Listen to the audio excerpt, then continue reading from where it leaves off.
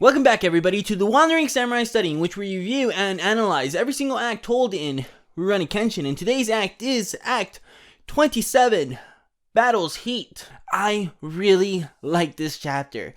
It doesn't feel like there's a whole lot to cover, but as far as this chapter goes, it's really filled with action, and I really dig the stuff that's here. It really feels like we're itching ever so slightly into the finale of the act, like we're gonna see the end any day now.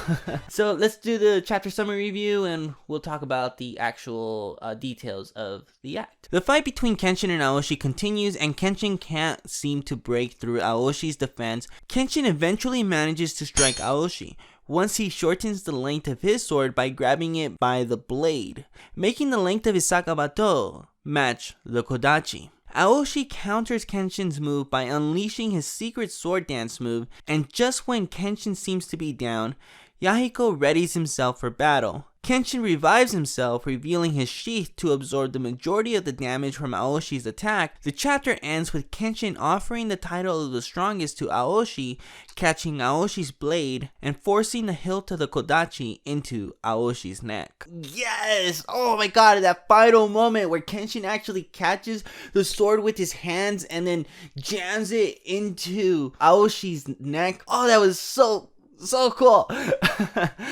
I know that typically we try to not get so absorbed into the actual fighting, think about the narrative as a whole, and analyze the characters and analyze little moments of within the narrative and not be like, yeah. But I can't really help it. That was so cool. Like I said, this act is really action packed.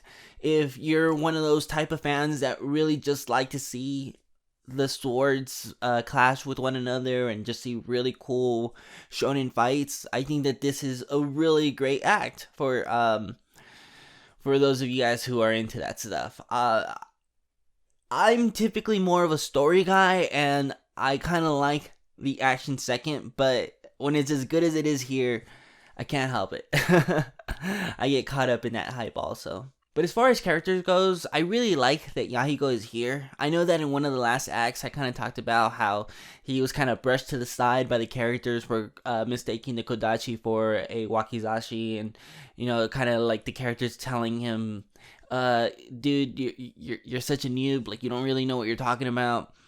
But here is why Yahiko is pretty important in this chapter, and it's because it just goes with the character that I've been describing Yahiko to be. Just very observant, just very like watching everything and learning from viewing. We have a very prime example of him doing it here. We have these huge Yahiko moments later on in the story where he shows everybody that he is just as much a capable swordsman as everybody else, even though he's one that's not actually fighting with a traditional katana. He's using a wooden sword.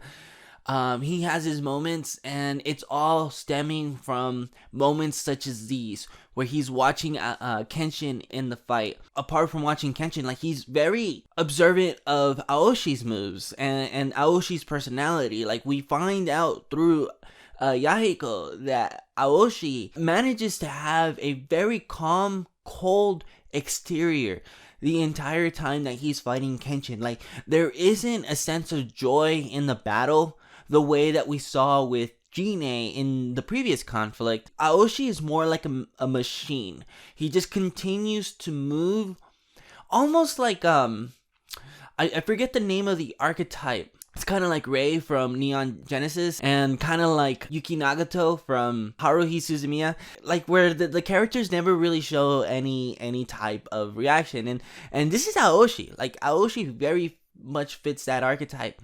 Aoshi wants to prove something to himself, to his teammates, and to the world, but he's going about it in such a cold way that it's almost like he doesn't necessarily enjoy the fight, not the way that somebody else would. But speaking of Aoshi complimenting Kenshin throughout the fight, There are a few moments within this chapter where he's like, okay, I see why you're the best. I really like this detail about Aoshi complimenting Kenshin, because Aoshi doesn't really know anything about Kenshin being a Rurouni, or having the vow to never kill. Aoshi and Kenshin are kind of approaching each other from like the perspective of Kenshin wanting to save somebody, and Aoshi just kind of being this wall. And he knows about him being the legendary manslayer, but there isn't anything about Aoshi telling Kenshin you're better off being a Hitokiri, that you're vowed to never kill. It doesn't really play into this conflict. Like, Aoshi doesn't really care. And I really like this. I really like that Aoshi thinks that it is okay for Kenshin to not even so much that he thinks that it's okay, but more so that he doesn't even care. He doesn't want to see Kenshin living up to his best, or feeling that if Kenshin doesn't kill, or if Kenshin doesn't revert to the Hitokiri, that he stands no chance against him. Like, Aoshi just knows that this is the legendary manslayer, and if he takes him down, it's better for him. So he's not trying to up the gains or anything for the title. Like, he just knows that if Kenshin goes down under his blade, he gets the title of the strongest. It's just cool to see this from Aoshi, just to see a villain that doesn't care about that. Like in the previous act, or the previous conflict with Jinei wanting to force the Hitokiri to come out during the conflict. And then, later on we have characters like Saito who think that the Rurouni is really weak and would be really an effective fighter, but if the Hitokiri Batosai were to come out, then it would be a whole different story.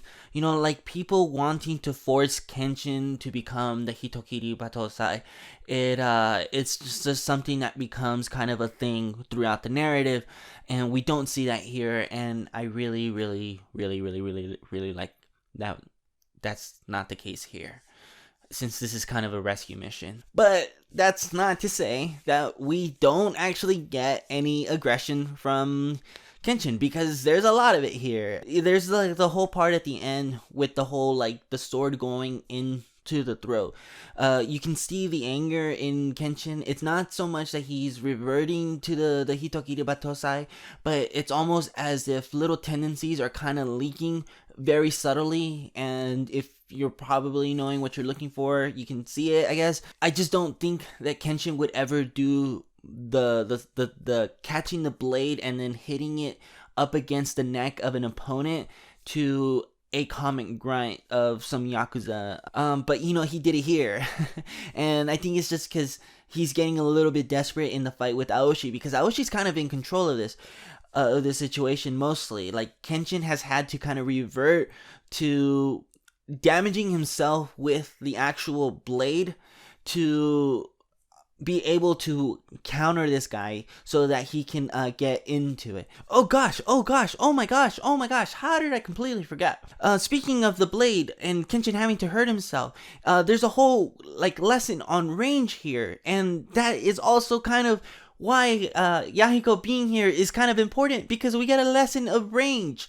We wouldn't have got that if it was Sanosuke in the room or something, So, yeah, that's cool. I really just wanted to make sure that I included that. But back to Kenshin and then the whole sword blade thingy. Yeah, Kenshin holding the sword, like hurting himself so that he can actually get into Aoshi, and then grabbing the sword with his hand. I know that Yahiko mentioned that it's a type of move that is used in swordsmanship. I don't really understand the dialogue in this panel particularly, but okay. Kenshin seems to really be allowing himself to get hurt just so that he can get into hurting Aoshi, to stopping him. I know that the move, it's not lethal. It's not gonna necessarily kill Aoshi, because Aoshi's pretty tough, but it's definitely gonna make it difficult for him to breathe, I can assume. So that just kind of shows like the lengths that Kenshin is kind of moving towards in this battle with Aoshi so that he can save Megumi. And that, ladies and gentlemen, is Act 27 of the Wandering Samurai Study. If you like this act and you want to see more, then consider subscribing to the channel and go back and watch all of the previous videos, because we're at 27 and we're almost done with the Oniwaban, meaning that we're almost through the end. We're probably through the midway of the Tokyo arc. But if there's anything in this video that you liked, then comment down below what you guys thought of the act and let me know what you guys think of the video. And if you liked it, then give it a thumbs up if I haven't already asked you to do that. And we'll see you on Act 28. Bye, chat.